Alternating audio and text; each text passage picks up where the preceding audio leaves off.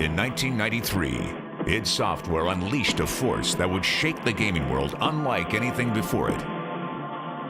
Doom was released, and with it, the birth of a new generation.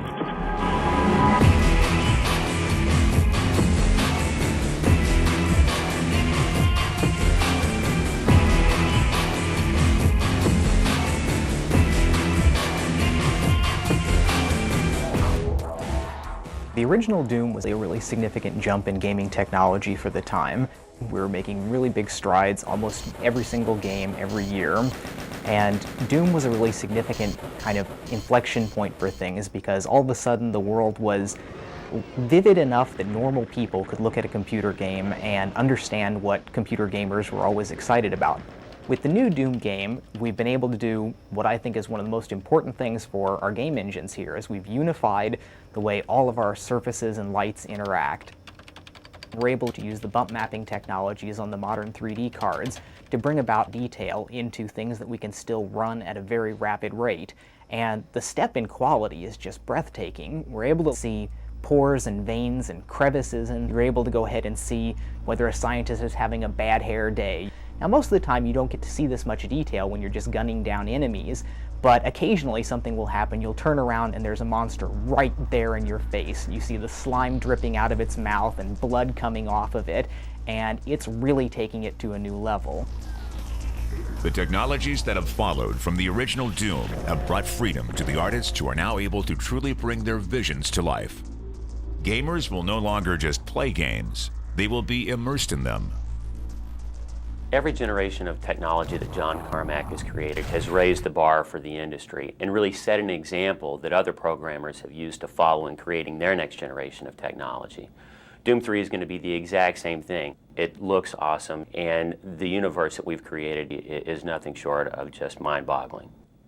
We are going to redefine what people expect to see in a PC game experience and provide them something that they haven't had an opportunity to experience before. There's a huge difference between the way we created art back for the old Doom, for the original Doom, and the way we create art now for Doom 3. When you're trying to compare what you're used to seeing or what you saw in the old Doom compared to Doom 3, it's almost like a comic book coming to life. In Doom 3, we're able to create hyper-realistic environments, things that you really would only see before in a movie. When a character passes through the light and the way the light works against the surface and casts a shadow across its own body and casts a shadow on the floor, the type of detail that we're able to achieve with each character begins to feel like you can reach out and actually touch it. It's pretty much the most frighteningly realistic experience that you have inside a game. In the original Doom, we had a lot of limitations when we were working with the maps. The player couldn't jump, we weren't able to have a room above another room. It was all very simple. The level making experience in Doom 3 is much more complicated than any other title that we've done in the past. As technology's improved, we've had fewer and fewer limitations. And now, with Doom 3, we have the ability to create anything that we want. As an animator from a film background, I was always taught to try to get inside the characters and kind of get a feel for what they're thinking. And with the new Doom, I felt that I've been able to be a lot more creative here because I get to basically come up with how the characters move and what the cinematics are and what the demons are doing, what the zombies are doing. So it's very cool. People probably won't understand the amount of detail that is in the world and what goes into creating those details.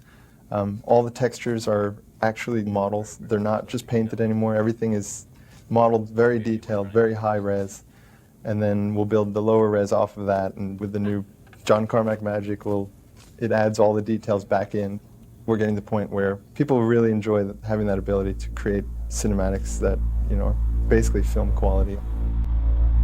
When we were presented with the opportunity to work on Doom 3, that was a bandwagon I jumped on, with both feet and kind of rallied and said, yes, that's what we need to make, because the technology was right and the time was right, and I really felt that's what fans wanted.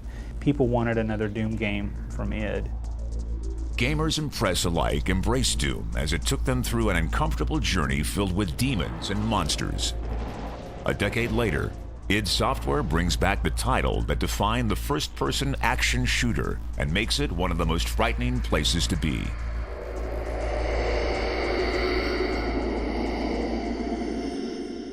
The first time I'd seen Doom and played Doom, it came at a very inopportune time where we were, I just finished the Downward Spiral album, and our keyboard player at the time walked in with the shareware of Doom. That halted any sort of work we were getting done.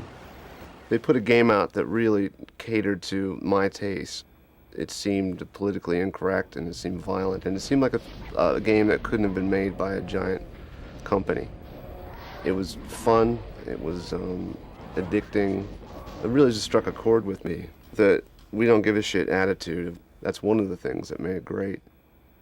When I initially talked to John about the next project he was working on, and it ended up being Doom, I think one of the things that excited me about being involved in it was because games today, the technology allows a much more realistic, immersive environment. From a sound perspective, it's infinitely more creative. I'm intrigued about what we will be able to pull off in terms of really getting inside your head and making it an unpleasant place to be.